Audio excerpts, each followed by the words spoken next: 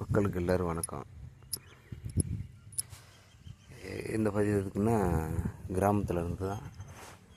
ரொம்ப அழகாக இருக்குன்னு சொல்லிட்டு அப்பப்போ போடுவேன். நீங்களே பாருங்கள். இது வந்து குடிச்சிட்டு பிங்கன்னா இப்படி உடச்சிருந்துருக்காங்க. அன்றைக்கி தான் பார்த்தேன். இந்த வழி அடிக்கடி நடந்து போவேன். எவ்வளோ பிங்க கிடக்குன்னு பாருங்கள். உடச்சி இப்படியா குடித்து உடம்பையும் கெடுத்துக்கிறீங்க. வீட்டில் பல பிரச்சனைகளை வரவும் வைக்கிறீங்க.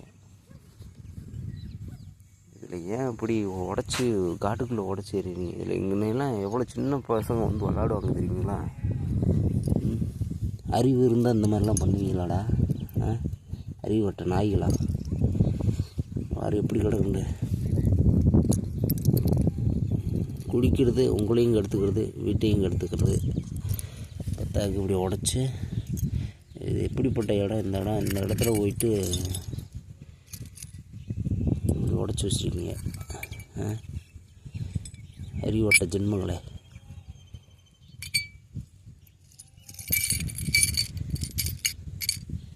கொஞ்சமாவது அறிவுன்றது இருந்தால் இப்படி நடந்துக்கிறீங்களா?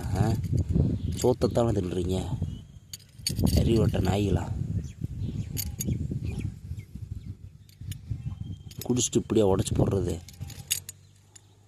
ஒரு சில ஆள் குடிச்சிட்டு இருக்கிற இடம் தெரியாமல் இருந்துக்கிறாங்க. ஒரு சில நாய் செய்கிற வேலை இருக்கே இப்படி தான்.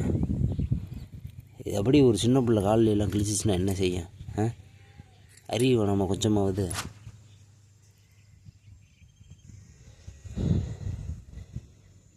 மூளைன்னு ஒன்று இருந்தால் தானே.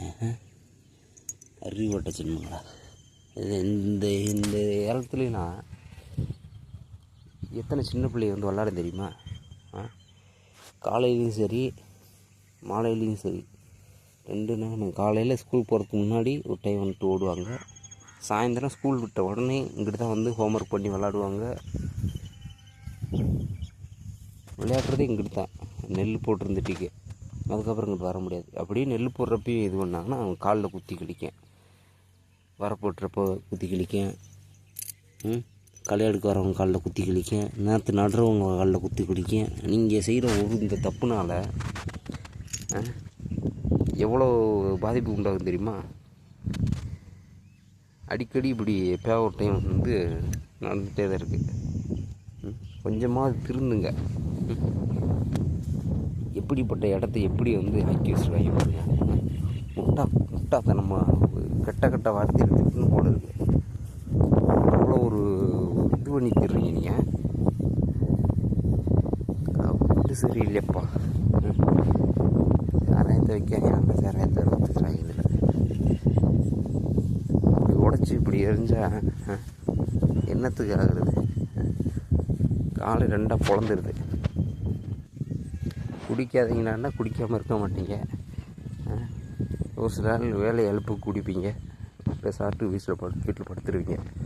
குடிச்சிட்டு நானாகரிகமாக தூக்கி வச்சு உடைக்கிறது இவங்களுக்கு தான் சொல்லிக்கிறேன். குடிங்க. உங்கள் உடம்பு உங்களோட புத்தி. அதை ஒரு இடத்துல ஒழுங்காக வைங்க. பாதுகாப்பான இடத்துல வைங்க. ஒரு தடவை உடச்சி காட்டுக்குள்ள இப்படி எரிஞ்சிட்டா திரும்ப பொறுக்கி எடுக்கிறது ரொம்ப சிரமம். புரிஞ்சுக்குங்க. சின்ன பிள்ளைய காலில் பெரியவங்க காலிலாம் குத்துச்சுன்னா நடக்க முடியாது. சீல் பிடிச்சிக்க. அதுலேயும் பார்க்க முடியாதவங்க வயசானவங்கெல்லாம் குத்துச்சுன்னா அவங்க யார் பார்க்குறது? நீங்கள் வந்து பார்த்துருவீங்களா? முட்டா குதிகளா? அவங்க பார்க்குறதுக்கு ஆள் இல்லாட்டி அவங்கள யார் பார்ப்பா? காலில் சீல் பிடிச்சிக்கங்க. அது நடக்க முடியாது. ஏகப்பட்டது இருக்குது இதில். நீங்கள் வாட்டுக்கு அசால்ட்டாக குடிச்சிட்டு போகிற குதியில் உடச்சி எடுத்துகிட்டு போயிடுறீங்க. அறிவு இல்லாத ஜென்மங்களே, திருந்துங்க கொஞ்சமாவது. எப்படி இருக்குது ஏரியா? இதில் எங்கனையாவது உடச்சி எறிஞ்சு விட்டு நாங்கள் இதுக்கு முன்னாடி ஒரு விவசாயம் பண்ணுறப்போ நானே சித்தப்பா ஒரு தடவை பறக்கிருப்பேன். மாடு காலெல்லாம் குத்துச்சுன்னா அவ்வளோதான். ரொம்ப சீட் பிடிச்சிக்கேன்.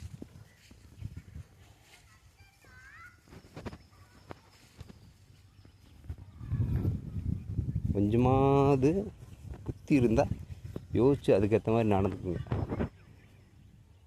பாருங்க, சின்ன பிள்ளைகள் இருந்தாங்கன்னா விளாடுது வருங்க.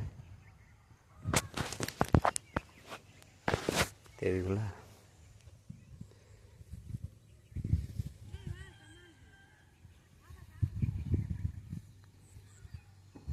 கலர் தெரியுதுங்களா? இப்படி தான் வந்து விளாடுங்க.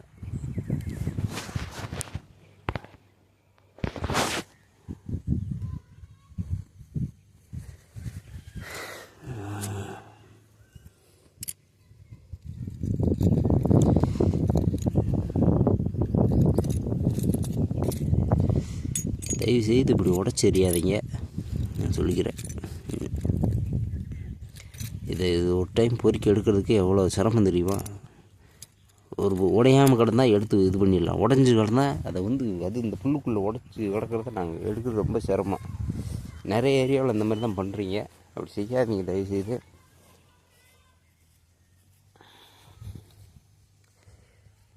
இந்த பதிவு கரெக்டான பதிவாக இருந்தால் கொஞ்சம் பகிர்ந்து விடுங்க, அடுத்தவங்க பார்க்கட்டும். நன்றி. மரக்காரன், இயற்கை பிரியர்.